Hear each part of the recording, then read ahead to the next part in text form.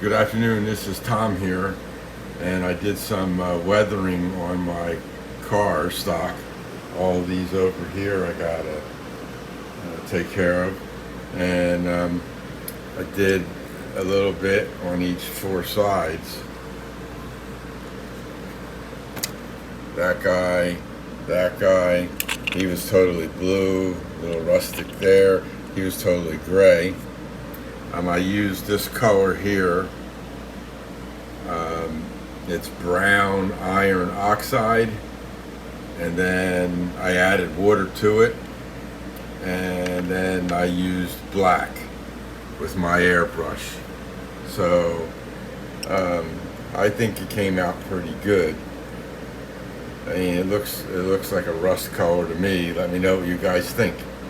This is Tom, and everybody take care and have a great weekend.